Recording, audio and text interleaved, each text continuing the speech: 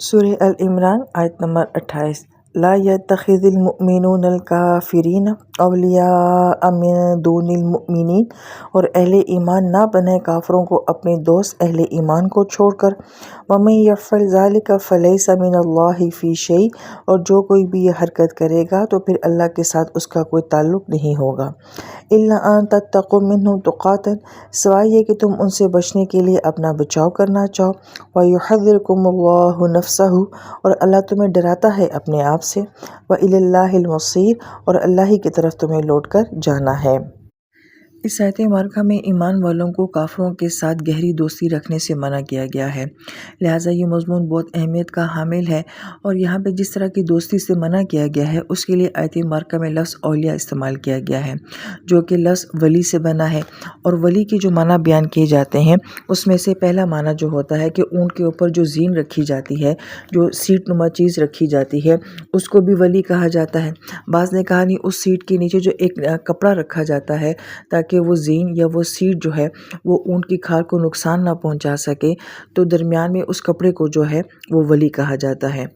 دوسرا معنی جو ولی کا بیان کیا جاتا ہے کہ بہار کے موسم کی پہلی بارش کو بھی ولی کہا جاتا ہے، کیونکہ اس کے بعد مسلسل بارشوں کا سلسلہ شروع ہو جاتا ہے۔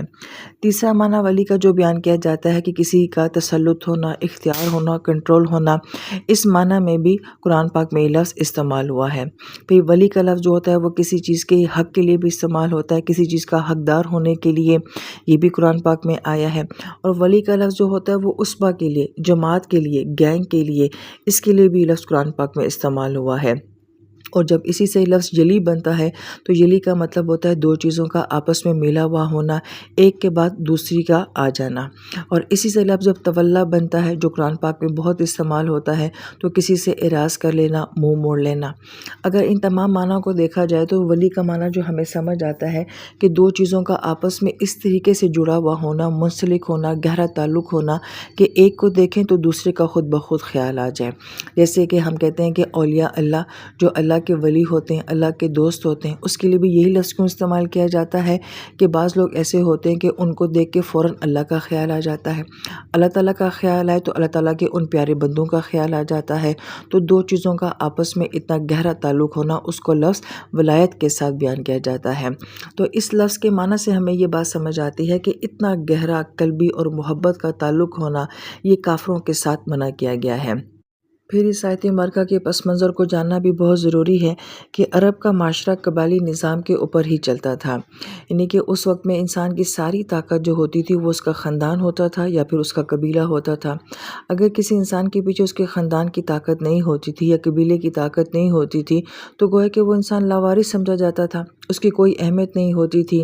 یہی وجہ ہے کہ اس دور میں اگر لڑائیاں ہوتی تھیں تو یا تو خاندان کی وجہ سے ہوتی تھیں یا پھر قبیلے کی وجہ سے ہوتی تھیں۔ شادیاں بھی ہوتی تھیں، صلحیں بھی ہوتی تھیں، تجارت بھی ہوتی تھی، تو اس کے پیچھے بھی خاندان دیکھا جاتا تھا اور قبیلہ دیکھا جاتا تھا۔ تو گویا کہ سارا نظام جو تھا وہ قبائلی نظام کے اوپر ہی چل رہا تھا۔ پھر جب اسلام آتا ہے تو اسلام تو قبائلی نظام کو سپورٹ نہیں کرتا، لہٰذا ہم یہ دیکھتے ہیں کہ نبی علیہ السلام کے ارد گرد جو صحابہ کرام جمع ہوتے ہیں، کوئی کسی قبیلے سے ہے اور کوئی کسی قبیلے سے ہے، اور یہی بات باقی عرب لوگوں کو بہت حیران کرتی تھی کہ یہ کیسے ہو سکتا ہے کہ نبی علیہ السلام کے ارد گرد مختلف قبیلے کے صحابہ کرام اکٹھے ہو گئے ہیں، اور پھر وہ جب لڑتے ہیں تو وہ اسلام کے لیے لڑتے ہیں، قبیلے کے لیے نہیں لڑتے ہیں، کیونکہ تب یہ سوچ ہی نہیں تھی کہ کوئی انسان جو ہے وہ قبیلے کے علاوہ کسی اور مقصد کے لیے بھی لڑ سکتا ہے۔ تو یہی اسلام کا بہت بڑا اعجاز تھا کہ مختلف قبیلوں سے، مختلف طرح کے خاندانوں سے لوگ جو ہیں وہ نبی علیہ السلام کے ارد گرد اکٹھے ہو رہے تھے۔ اور پھر جب اسلام آتا ہے تو ظاہری بات ہے اگر ایک انسان اسلام قبول کرے گا تو اس کو اپنا خاندان بھی چھوڑنا پڑے گا اور اس کو اپنا قبیلہ بھی چھوڑنا پڑے گا، اور یہ کوئی آسان کام نہیں تھا۔ صحابہ کرام نے ایمان کی خاطر یہ قربانیاں بھی دی تھیں، خاندان قبیلے چھوڑے تھے، مگر اس کے باوجود بھی ان کے دلوں میں ظاہری بات ہے ان کا اپنے لوگوں کے ساتھ بچپن گزرا تھا، جوانی گزری تھی، انہوں نے اپنی زندگیاں ان کے ساتھ گزاری تھیں، تو ایک تعلق، ایک محبت تو دل میں بہرحال ان کا ہوتا ہے۔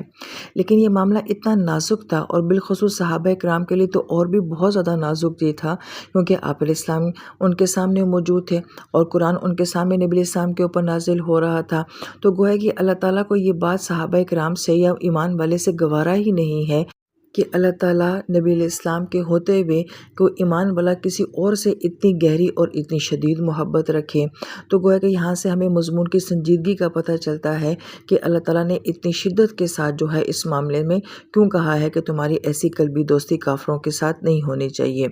پھر ہمارے ذہن میں یہ سوال آتا ہے کہ آخر اس دوستی سے ایسا کیا نقصان ہوگا کہ جس کے لیے اللہ تعالیٰ ہمیں اتنا سختی سے منع فرما رہے ہیں؟ تو دراصل میں یہ بڑی خوبصورت اور گہری سوچ ہے، اور وہ اس لیے ہے کہ جب ایک مسلمان اسلام قبول کرتا ہے تو اس کی منزل، اس کی انتہا اللہ کی ذات ہے۔ اسے نبی علیہ السلام کو فالو کرنا ہوتا ہے، اس نے قرآن کے اوپر چلنا ہوتا ہے، تو ظاہری بات ہے کہ اس کی زندگی کے معاملات، تجارت، تعلقات، سب کچھ جو ہوں گے وہ کس کے اوپر بیس ہوں گے؟ وہ ایک سوچ، ایک مقصد کے اوپر ہوں گے، اور وہ اللہ کے حکم کے تابع ہوں گے۔ لیکن جب ایسے انسان کا تعلق یا ایسے انسان کی گہری دوستی جو ہے وہ کسی کافر کے ساتھ ہوگی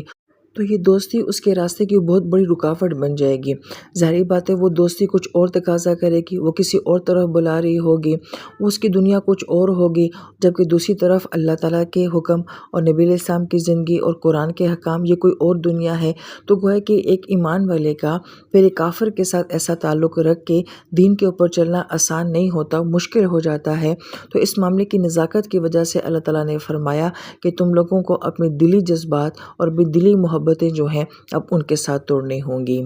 اور یہ معاملہ اتنا اہم ہے کہ اللہ تعالیٰ فرماتے ہیں کہ وَمَن يَفْعَلْ ذَلِكَ، اور جو کوئی ایسا کرے گا فَلَيْسَ مِنَ اللَّهِ فِي شَيْءٍ، تو گویا کہ یہاں پہ اللہ تعالیٰ نے اس انسان کا ذکر کرنا ہی مناسب نہیں سمجھا، بس فرمایا کہ فَلَيْسَ مِنَ اللَّهِ فِي شَيْءٍ، کہ اس کے لیے اللہ تعالیٰ کے پاس کچھ بھی نہیں ہے۔ تو گویا کہ یہ الفاظ بہت سخت اور بہت شدید ہیں کہ جس نے اللہ تعالیٰ کو نظر انداز کر دیا، اللہ تعالیٰ نے اس کو نظر انداز کر دیا۔ جس نے اپنی دوستی، اپنی محبت کی خاطر اللہ تعالیٰ کو بھلا دیا، تو گویا کہ اللہ تعالیٰ نے اس کو بھلا دیا۔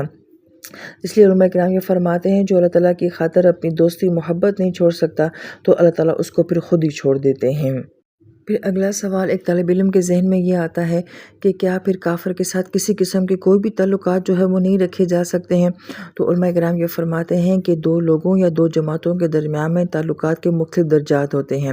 پہلا درجہ جو ہوتا ہے وہ قلبی موالات کا ہوتا ہے، یعنی کہ دل کی دوستی اور محبت کا ہونا، تو اس سے تو منع کر دیا گیا ہے کہ یہ تعلق، یہ دوستی، یہ محبت صرف ایمان والے کے ساتھ ہونی چاہیے۔ دوسرا درجہ جو ہوتا ہے وہ مواسات کا ہوتا ہے، اور مواسات کا مطلب ہوتا ہے ہمدردی کا ہونا، خیر خواہی کا ہونا، کسی کو نفع پہنچانا، لہٰذا یہ کافروں کے ساتھ بھی ہو سکتا ہے، کسی بھی غیر مسلم کے ساتھ ہو سکتا ہے۔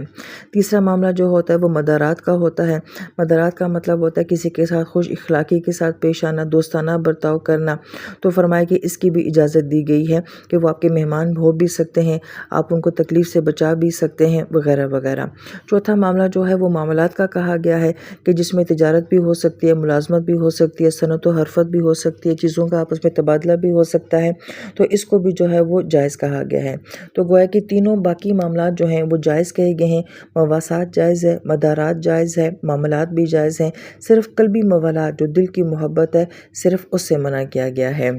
پھر اس آیت مبارکہ میں ایک ایکسیپشن بھی دی جا رہی ہے کہ اگر کسی انسان کو اپنی جان کا خوف ہو اور اگر اتنی شدت کے حالات ہو جائیں تو اس وقت میں اگر وہ اپنی جان بچانے کے لیے کسی کافر کے سامنے یہ کہہ دے کہ میں تمہارے ساتھ ہوں اور میں کلمے کا اقرار نہیں کرتا، تو گویا کہ اس کے لیے رخصت دے دی گئی ہے۔ یہاں پہ بھی علماء کرام یہ فرماتے ہیں کہ اللہ پاک کی طرف سے یہ احسان ہے، کیونکہ کوئی بہادر انسان ہوگا وہ کہے گا میں کمپرومائز نہیں کرتا، وہ کافر کے سامنے بھی کلمہ حق کہہ دے گا، لیکن ہر انسان ایک طرح کا بہادر نہیں ہوتا، ہر انسان میں ایک طرح کی ہمت نہیں ہوتی ہے، تو گویا کہ ان کے لیے بھی یہاں پہ جگہ چھوڑی گئی ہے کہ اگر کوئی دل سے تو اقرار کرتا ہے مگر ظاہری حالات کی وجہ سے اگر وہ مصلحتاً یہ بات کہہ دے تو اس کے لیے یہاں پہ رخصت رکھی گئی ہے۔